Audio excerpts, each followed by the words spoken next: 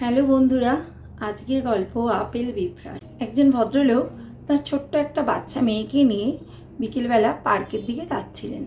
রাস্তার ধারে একটা ফলের দোকান দেখে বাচ্চাটা হঠাৎই বাবাকে খুব বায়না করতে থাকে আপেল কিনে দেওয়ার জন্য। ভদ্রলোক তখন আপেলের দোকানে যায়, গিয়ে তার কাছে দেখে যে খুবই অল্প পয়সা রয়েছে।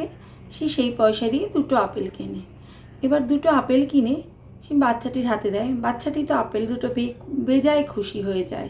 ভদ্রলোক সেই আপেল দুটো কিনে বাচ্চাকে বলে যে একটা আপেল তুমি খাবে, একটা আপেল আমি খাবো। এই কথাটা শোনার সঙ্গে সঙ্গে সেই বাচ্চা মেয়েটি একটা আপেলে কামড় বসিয়ে খেতে শুরু করে। তখন ভদ্রলোক বাচ্চাটির আর এক হাতে যে আর একটা আপেল রয়েছে সেটা নেবার জন্য যখন হাতটা বাড়ায়, তখন সেই বাচ্চাটা কি করে, ওই অন্য আপেলটাতেও একটা কামড় বসিয়ে দেয়। এটা দেখে ভদ্রলোকের খুব মনটা খারাপ হয়ে গেল। সে ভাবলো যে আমার বাচ্চা এত লোভী স্বার্থপর হলো কি করে? তাহলে কি আমরা একে ঠিকমতো শিক্ষা দিতে পারিনি, সংস্কার দিতে পারিনি? ভদ্রলোক আরও ভাবতে লাগলেন যে আমার বাচ্চা তাহলে কি মানুষ হচ্ছে, আমরা কি একে কোনো ভালো শিক্ষাই দিতে পারিনি? লোকাচার, ভদ্রতা বা একটা জিনিস অন্যের সাথে ভাগাভাগি করে খাওয়া, এই কোনো শিক্ষাই কি আমরা তাকে দিতে পারি? এইসব ভাবতে ভাবতে লোকটার মুখ থেকে যেন হাসি কোথায় উধাও হয়ে গেল।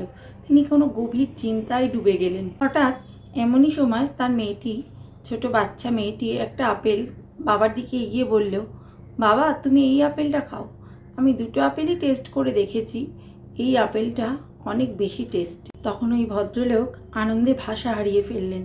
তার দুটো চোখ জলে ভরে উঠল।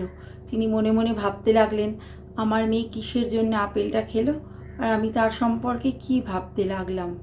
সময় নিয়ে ভালো করে চিন্তাভাবনা না করে কোনো বিষয়ে দ্রুত সিদ্ধান্ত বা বিচার করা উচিত নয়। ভালো কোনো জিনিসকে ভালোভাবে বোঝার জন্যে একটু হলেও সময় নেওয়া উচিত। এমনও তো হতে পারে যাকে ভুল বুঝে বসে আছি তার ভেতরে আমারই জন্য অন্য কোনো ভালো চিন্তাধারা কাজ করছে। অনেক ধন্যবাদ। গল্পটা যদি আপনাদের ভালো লাগে অবশ্যই একটু লাইক, কমেন্ট, শেয়ার করে আমার পাশে থাকবেন। নমস্কার।